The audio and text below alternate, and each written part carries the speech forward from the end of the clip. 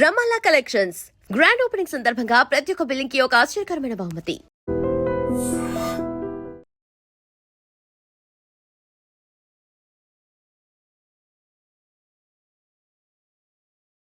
ప్రణిని చంపిన నిందితుడికి కోర్టు ఉరిశిక్ష విధించింది.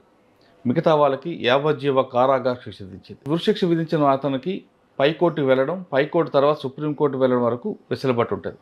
కానీ ఉరిశిక్ష ఎలా వేస్తారు, ఉరిశిక్ష ఎలా అమలు చేస్తారనే విషయం తెలుసుకోవాలంటే ఖచ్చితంగా ఈ ఇంటర్వ్యూ చూడాల్సిందే. అసలు తెలుగు రాష్ట్రాల్లో కానీ మిగతా రాష్ట్రాల్లో ఉరిశిక్ష ఎంతవరకు వచ్చింది, సుప్రీంకోర్టుకు వెళ్ళిన తర్వాత సుప్రీంకోర్టు ఢిల్లీలోని మాత్రం ఉరిశిక్ష వేస్తారా అనే విషయంతో పాటు గతంలో తెలుగు రాష్ట్రాల్లో ఉరిశిక్ష 1971లో ఆఖరిగా జరిగింది. 1971లో బోమయ్య, కృష్ణయ్య అనే ఇద్దరు వ్యక్తులకి హైదరాబాద్ ముషీరాబాద్ జైల్లో ఉరిశిక్ష విధించారు.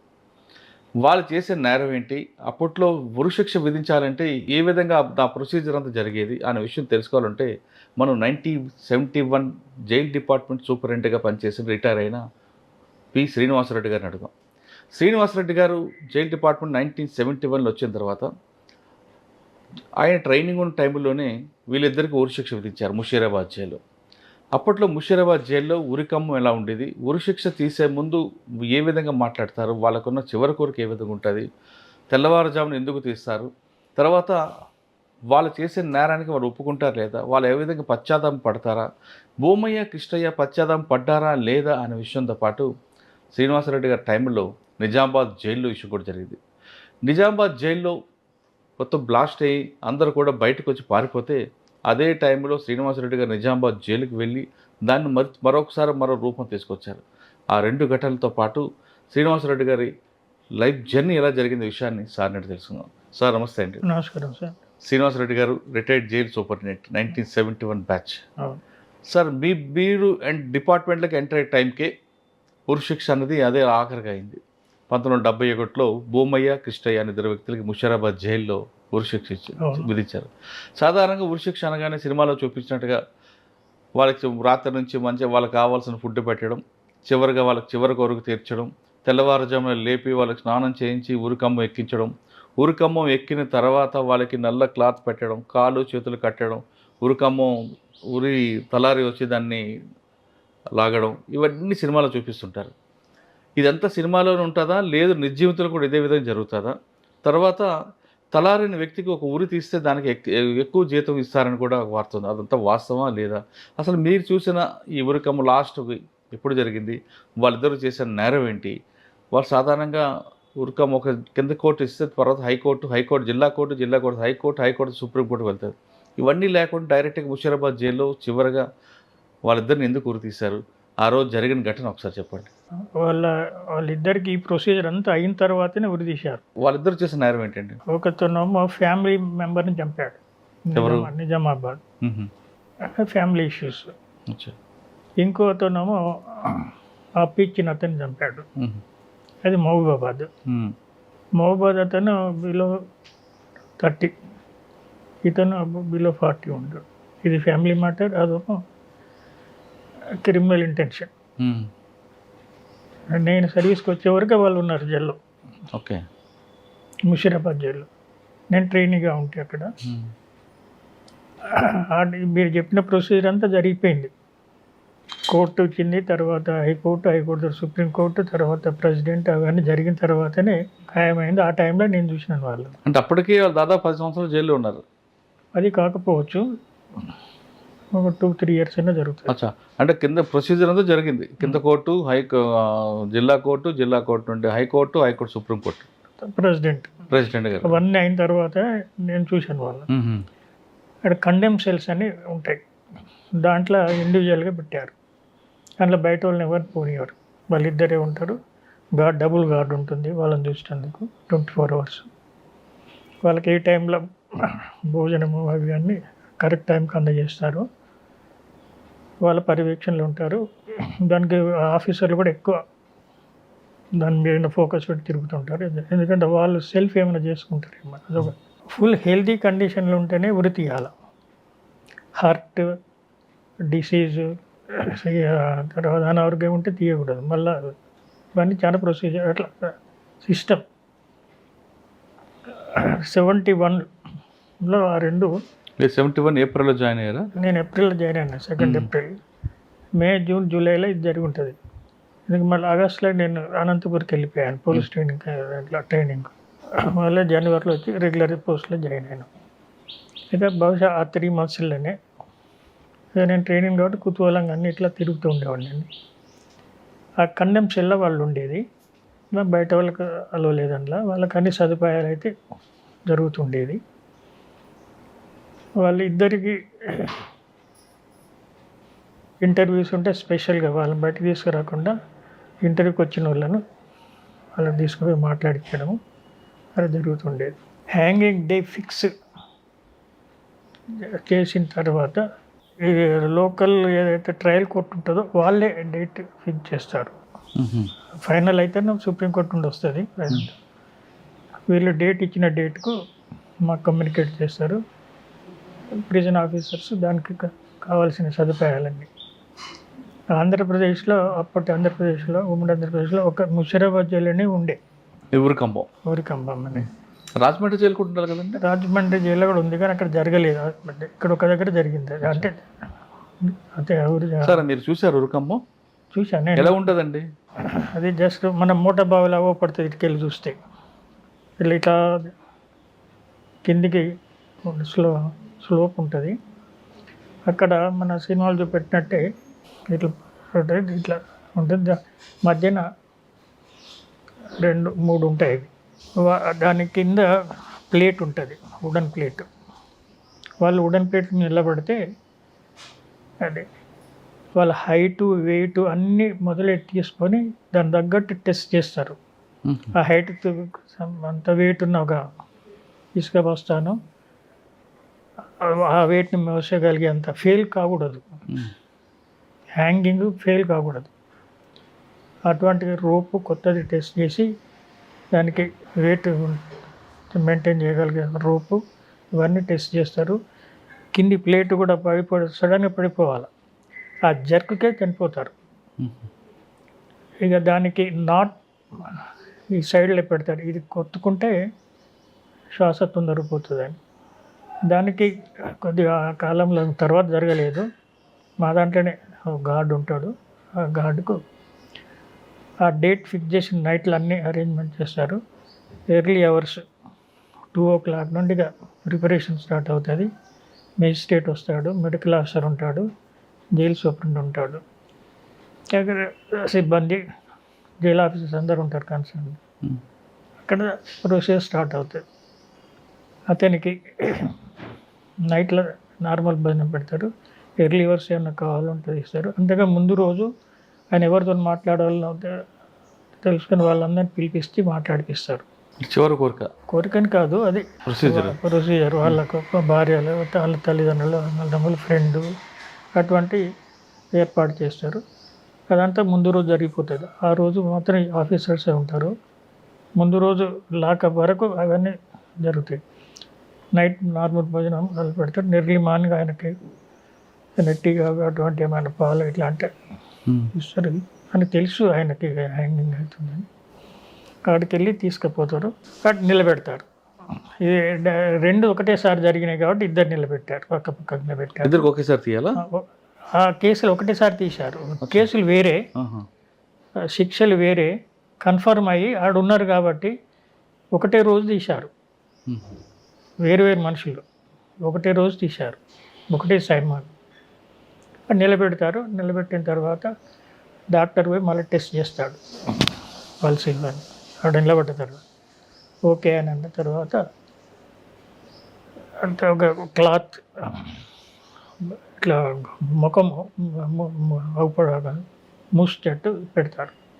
పెట్టిన తర్వాత చేతులు వెనుకకు కట్టేస్తారు, కాళ్ళని కట్టేయరు, చేతులు కట్టేస్తారు, నిలబెడతారు. ఆ సైడ్కు హ్యాంగింగ్ అతను ఉంటాడు, దాని లివర్ ఉంటుంది, లివర్ తీస్తే టర్న్ కింద పడిపోతుంది. ఇక వీళ్ళంతా చేసి డాక్టర్, సూపరింటెండెంట్, మెజిస్ట్రేట్ వీళ్ళంతా బట్టి ఫైనల్గా ఓకే అని అంటే వాళ్ళు క్లాత్ పెట్టేస్తారు. పెట్టేసి దానికి పెట్టి నాట్ని పక్కకు పెట్టి రెడీ ఉంచుతారు. ఉంచిన తర్వాత ఇక్కడ వీళ్ళందరూ చూసి అంతా ఓకేనా, ఏమైనా డౌట్స్ ఉన్నాయి, వీళ్ళ ప్రొసీజర్ రాంగ్ ఖైదీని ఇట్లా జరుగుతుంది అని టెస్ట్ చేసి అందరు ఐడెంటిఫై చేసి అడిగి తీసుకొచ్చే ముందు మోల్స్ గిట్లా అని మళ్ళీ చెక్ చేపిస్తారు వాళ్ళతో, మిస్ హ్యాపెనింగ్ జరగకుండా. ఇది అన్న తర్వాత ఒక 5 minutes అట్లా టైం తర్వాత సిగ్నల్ ఇస్తాడు. ఎవరు సార్, మేజిస్ట్రేట్ గారు ఇస్తారా, సూపరింటెండెంట్ ఇస్తారా? సూపరింటెండెంట్ మేజిస్ట్రేట్ నాకు కరెక్ట్ ఐడియా లేదు, బట్ అదంతా సూపరింటెండెంట్ కంట్రోల్ జరుగుతుంది కాబట్టి ఆయన సిగ్నల్ ఇస్తారు.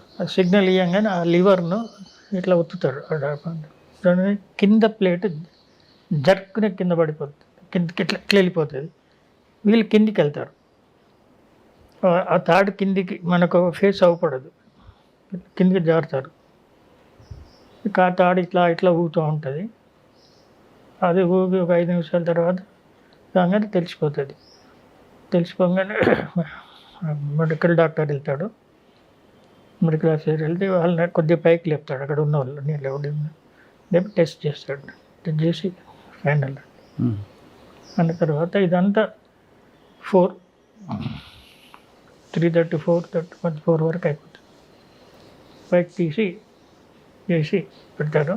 పెట్టి దాని గేట్ వరకు తీసుకెళ్ళి వెహికల్లో పెట్టి ముషిరాబాద్లో బరీల్ గ్రౌండ్ ఉంది, జైలు బరీల్ గ్రౌండ్ అని, అక్కడ ఇప్పుడు ఒక పెద్ద ట్రాన్స్ఫార్మర్ వచ్చింది, దానికి అటు సైడ్ ఉంది.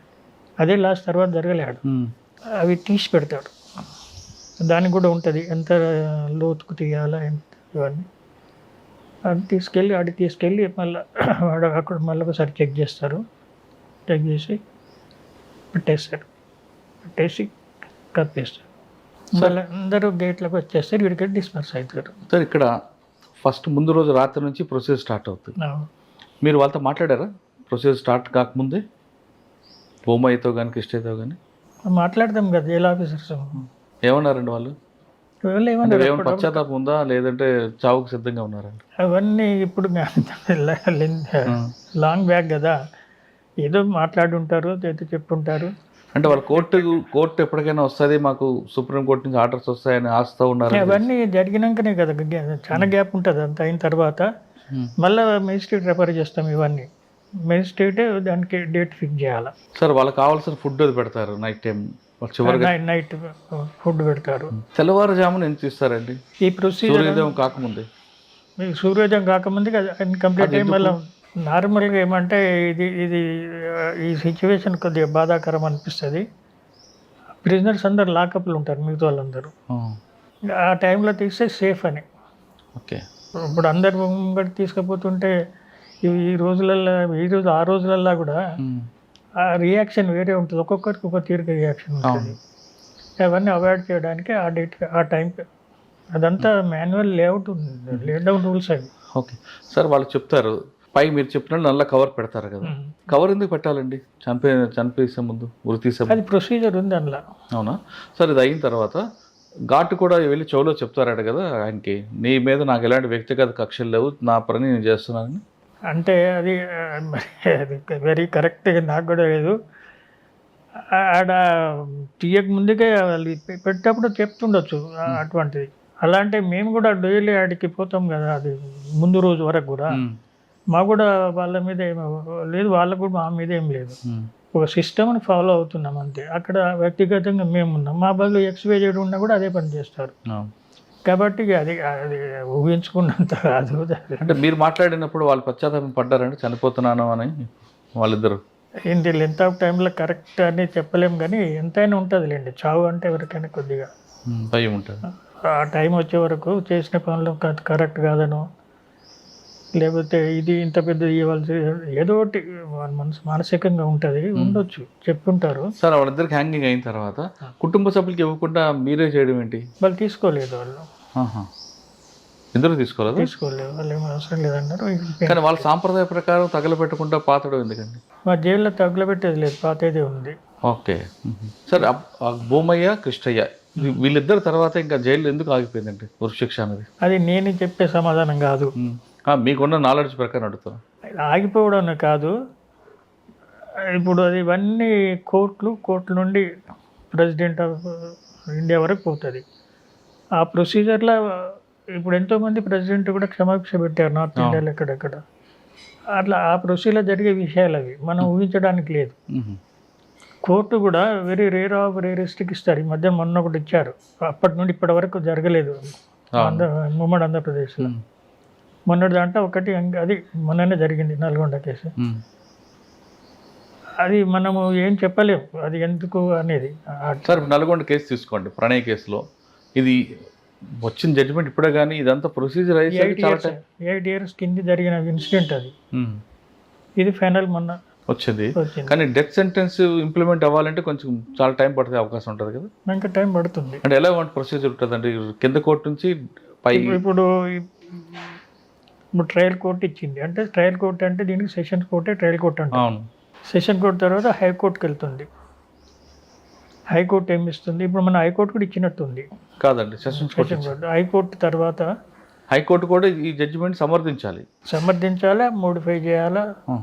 ఇప్పుడు ఆ కోర్టులో ఎవరికైతే శిక్ష ఇచ్చి మిగతాలకు ఇచ్చారో హైకోర్టులో అందరికీ ఉరిశిక్ష ఇవ్వవచ్చు, లేకపోతే అందరికి లైఫ్ కన్వర్ట్ అవ్వచ్చు చెప్పలేదు. అక్కడక్కడ డిసిషన్స్ బట్టి ఉంటుంది. దాని తర్వాత అది సుప్రీంకోర్టుకి వెళ్తుంది. ఆయనకు వాళ్ళకు గవర్నమెంట్ అడ్వకేట్ ప్రొవైడ్ చేస్తుంది.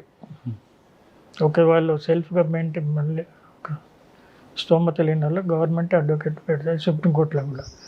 అక్కడ కూడా జరుగుతుంది.